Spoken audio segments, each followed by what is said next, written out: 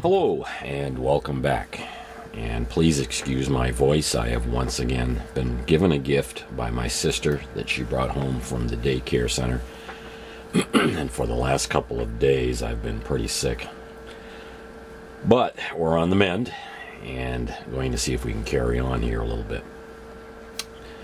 During our building of this radio, this 7-transistor radio, and subsequent tests we've done on it, we're often throwing around terms like frequency, hertz, cycles per second, megahertz, kilohertz, carrier frequency, intermediate frequency, oscillator frequency, and I tend to forget sometimes that this is for the younger viewers and people who may not have a background in this, that some of these terms may be strange or unfamiliar.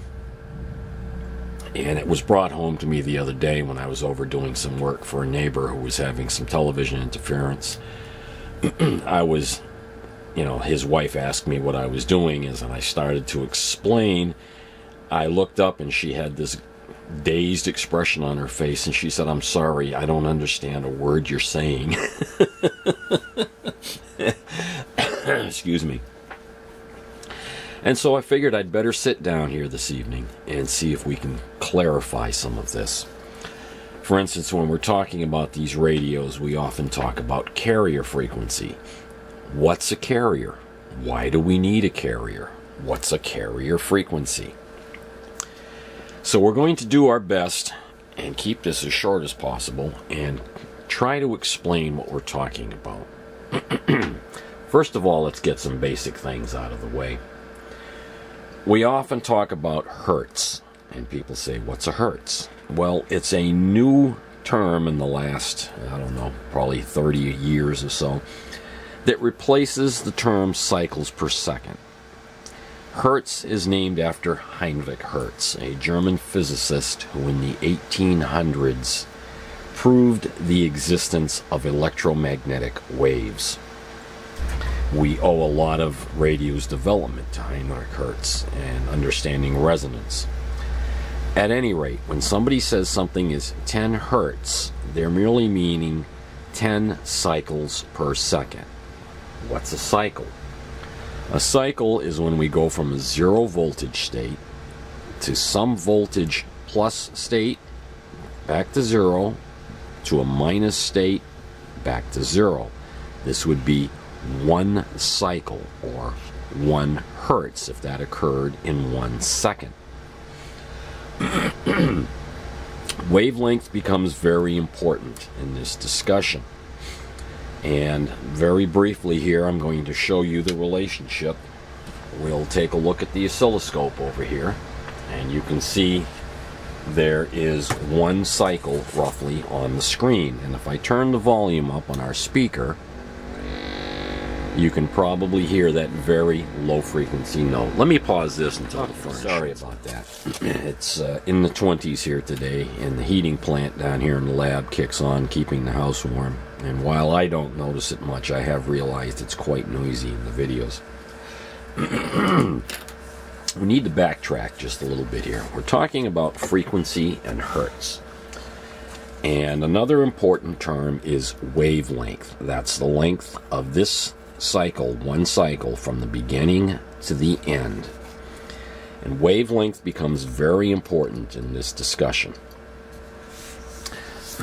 Here we see a single wave represented on the oscilloscope, and again we have a very low frequency signal here. As I increase frequency, you can see the wavelength becomes much shorter. And shorter still. I'm going to turn the volume down a little bit. And as the frequency increases, the wavelength becomes progressively shorter. Now that we have an extremely short wavelength, I'd have to change the scale on the oscilloscope to see it. We'll just keep going up in this way.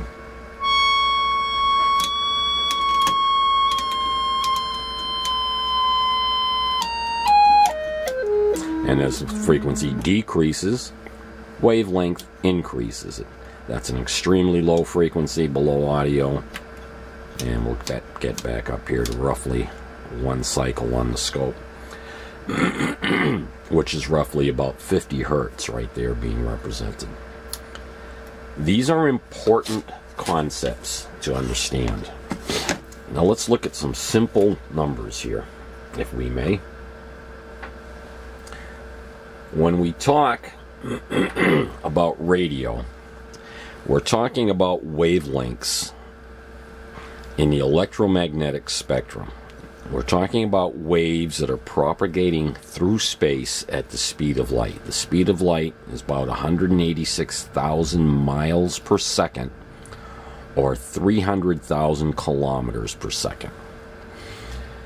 Now, people have asked, what's a carrier? Well, a carrier, as the name implies, carries the information you want to hear, whether it's audio, voice, music, etc. And I've been asked, why can't we just directly transmit the audio? And I've actually seen textbooks that say you can't. It's impossible. You have to have an RF carrier. Well, that's incorrect. You can transmit audio directly as an electromagnetic wave. However, here's the problem.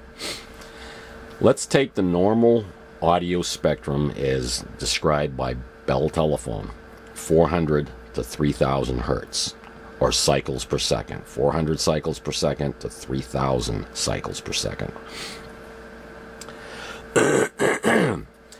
At audio frequencies, as sound waves, a 400 hertz tone has a wavelength in air of 2.83 feet, or about 0.86 meters. The 3000 hertz tone has a wavelength in air, that's the length of this wave as it travels through air as sound, as 0.38 feet, or about 0.11 meters.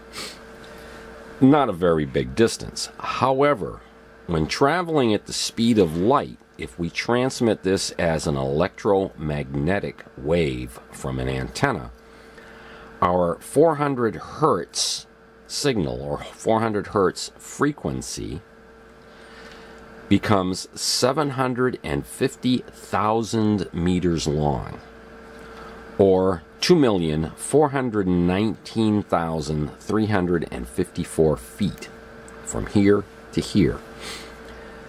At 3000 hertz, that wavelength shortens up, because at 3000 hertz, this is happening faster in the same amount of time. Remember, this is the time it takes to go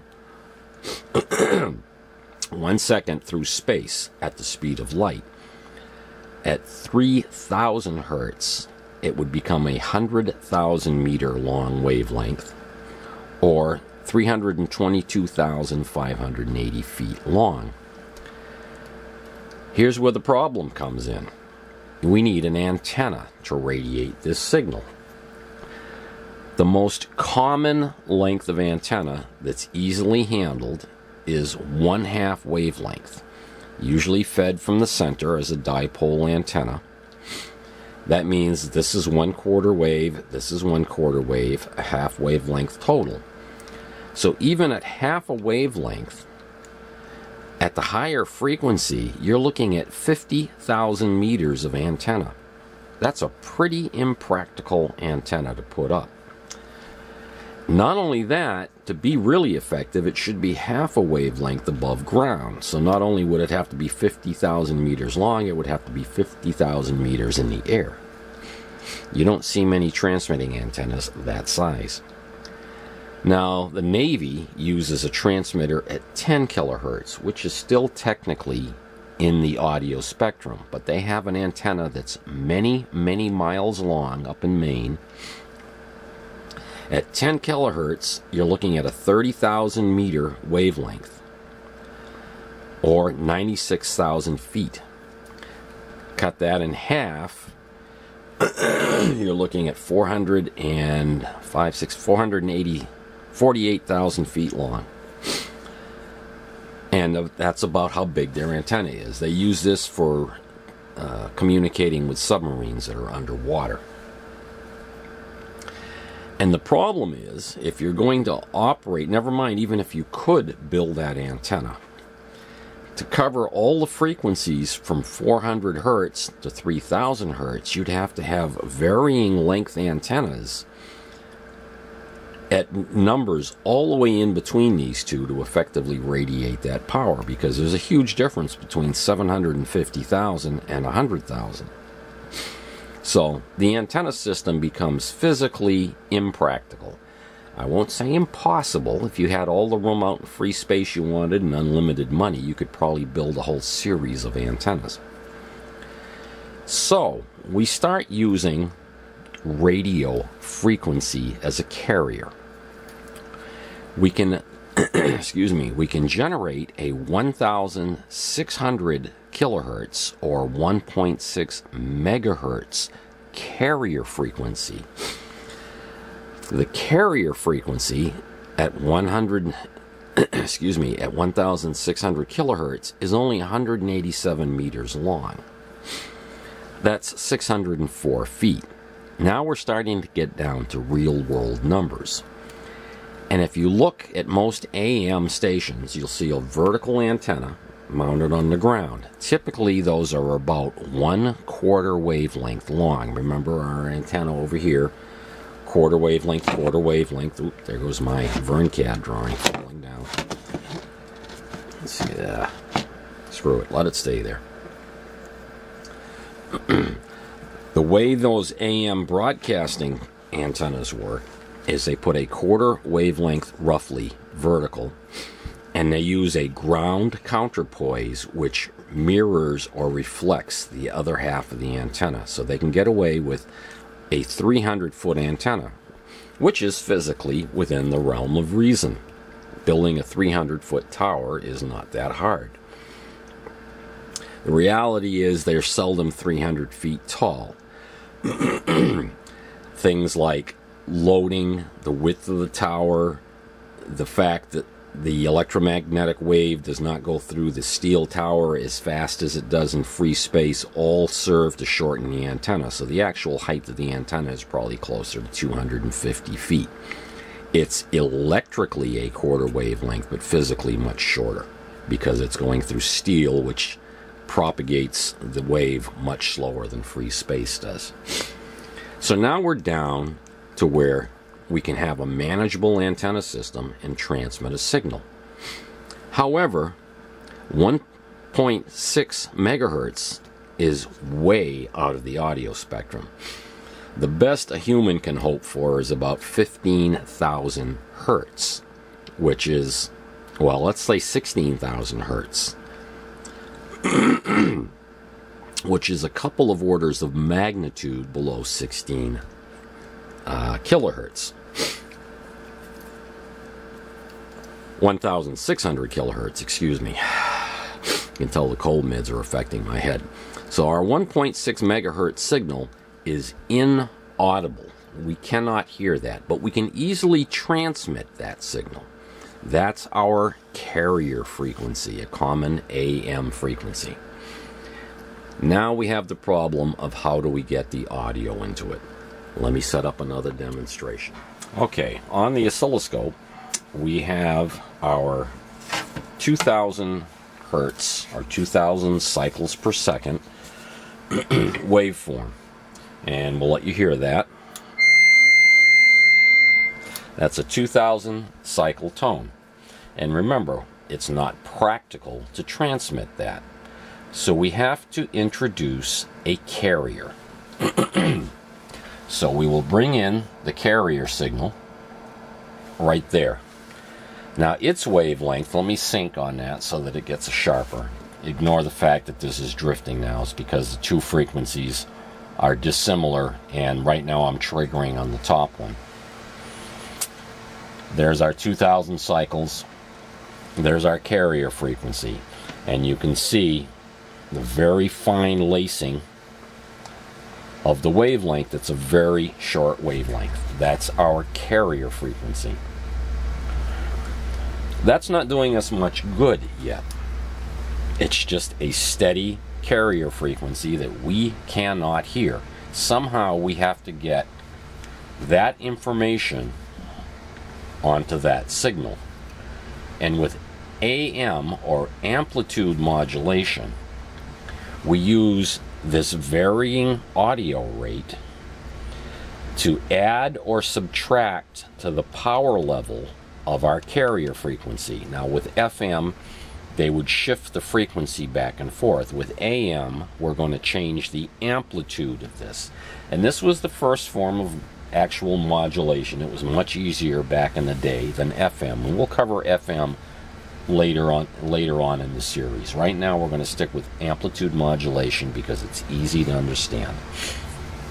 And remember, guys, this is for the young players. If I'm not covering enough about sidebands and harmonics and intermodulation, please forgive me. This is for the young players. We have to get the concepts of wavelength, carrier frequency, modulation, and amplitude. All those have to be under control. All right, back on track here. We have our audio frequency signal. We have our carrier frequency. Now I am going to use this to change the amplitude of this, and we will have an amplitude modulated signal. Now this is nothing more than this at a much higher frequency. If I sync on it and change, you can see I'm spreading it out by changing the sweep rate of the scope. It's merely an AC signal, but at a much, much higher frequency than our audio note is. And it may not be real clear in the camera. It's probably being washed out because the camera is so sensitive to green. But this is just an AC signal of very fine pattern because it's a much higher frequency. And frequency just means how often something happens. That means how many times this occurs in a second. And this one's at 2 kilohertz, this one's at 100 kilohertz. Kilo means thousand. 100 cycles, 100,000 cycles per second, or 100 kilohertz. Now I'm going to introduce that audio signal on top of that RF signal, and we're going to sync it up on the top one. Now you can see we still have our carrier frequency in here. It's still, this high frequency component still exists, but now it has taken on an envelope characteristic of our audio sine wave. And also note that it has doubled in power.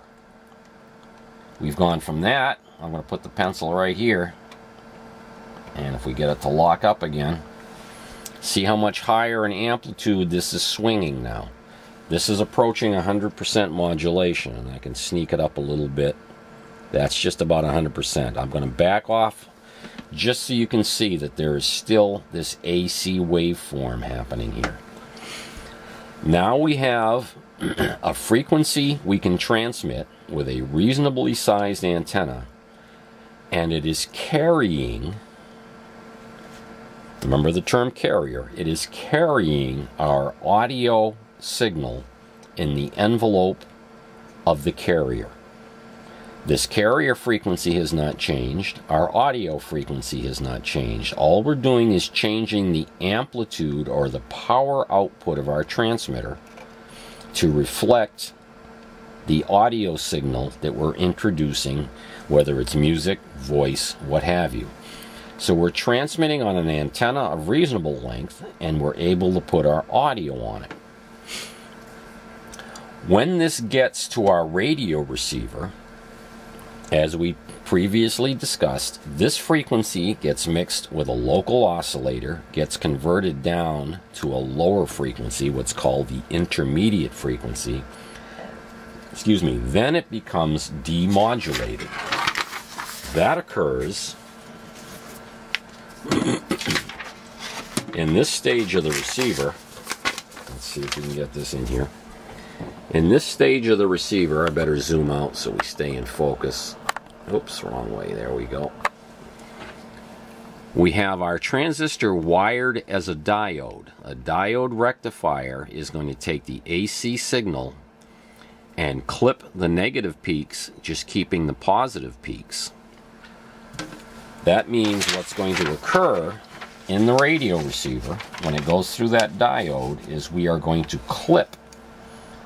Remember, this signal is going down, up, down, up. By clipping the bottom, we now end up with a clipped AC signal that looks very much like our original audio signal. That will get passed. This is going to be DC now, just bip, bip, bip, bip, bip. It's going to be a whole series of pulses, increasing in voltage, decreasing in voltage, increasing in voltage. Here it's the full AC sine wave. We're going positive, negative, positive, negative, positive, negative, positive, less negative, less positive, less negative, until it gets choked down, and then we start over again. More positive, more negative, and so on. Running that through a diode rectifier, we end up with half of that signal. So all we're getting is positive, positive, higher positive, lower positive, lower positive. We're just getting the positive peaks. That is then passed through a low-pass filter. Here's a simplified schematic. We have our last IF transformer. We have our transistor wired as a diode. So coming out of here, we have, let's call this the, well, I should use a darker pen here.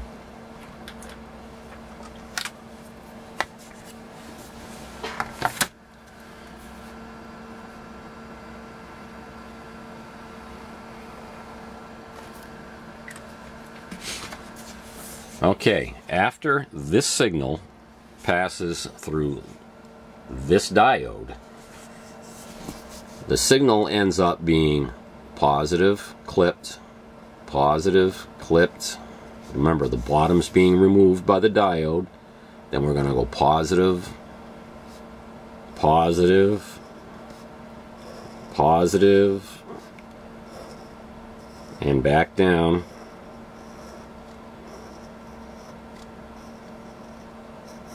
And we end up with this characteristic, and if we did it again, it would come back up over here.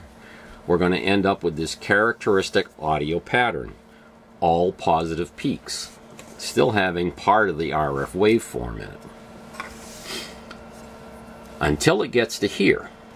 This is a low-pass filter, and on our transistor radio schematic,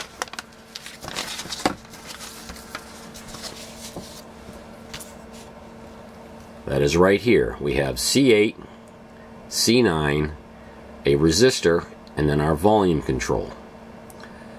These comprise what is called a low-pass filter. Those two capacitors will eliminate or short-circuit the radio frequency portion of this to ground.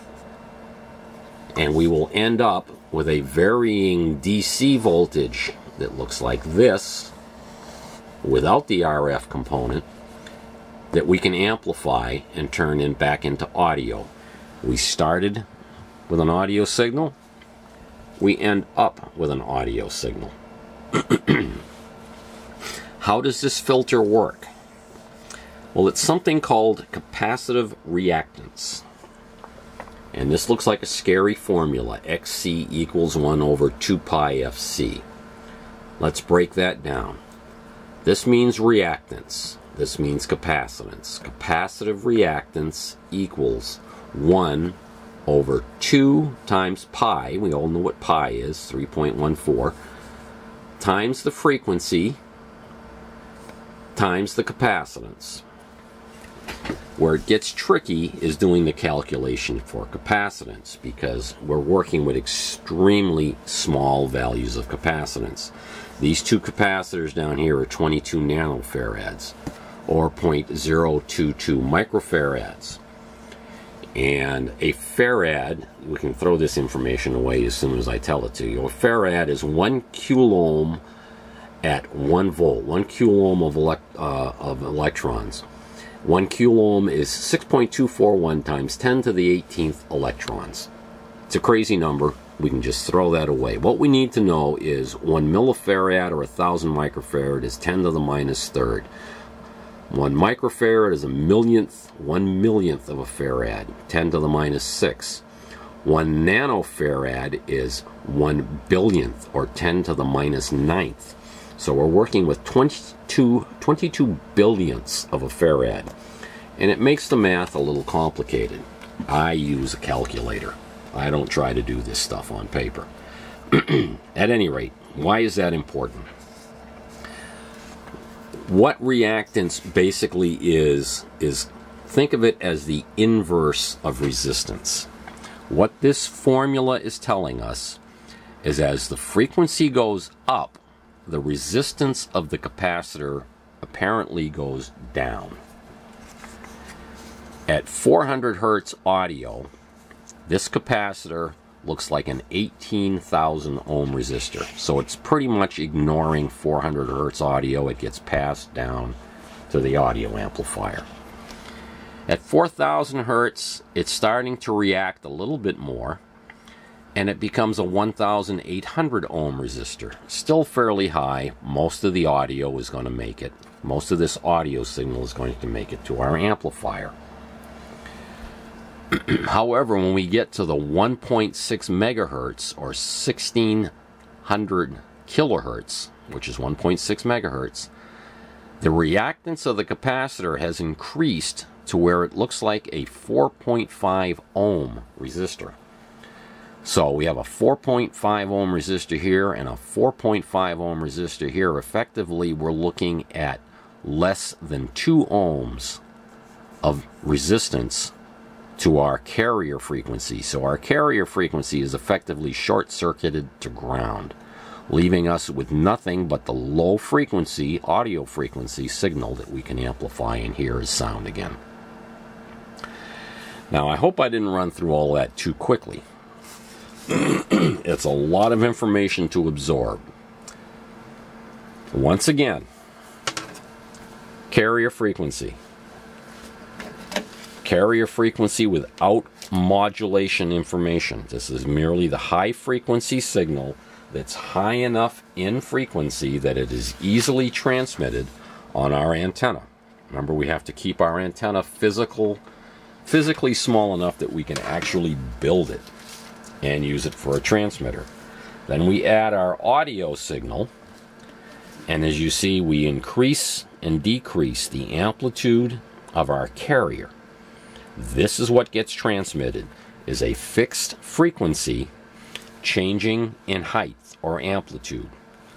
You can't hear that until it goes through your radio circuits, gets rectified to remove the other half. Remember, this would be an AC signal, and the other half would be down here, and we would have the opposite piece right here,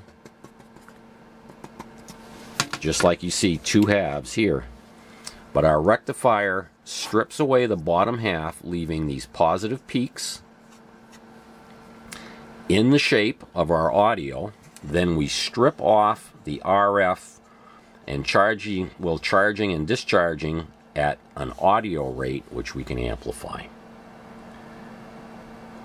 I hope that made sense. I'm going to run this back and review it, and I might be back to add some notes to it.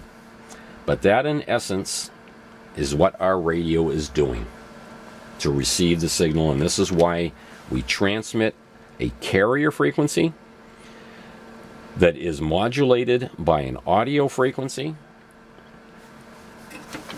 We receive it, convert it down, strip off half of the envelope, and convert it to audio.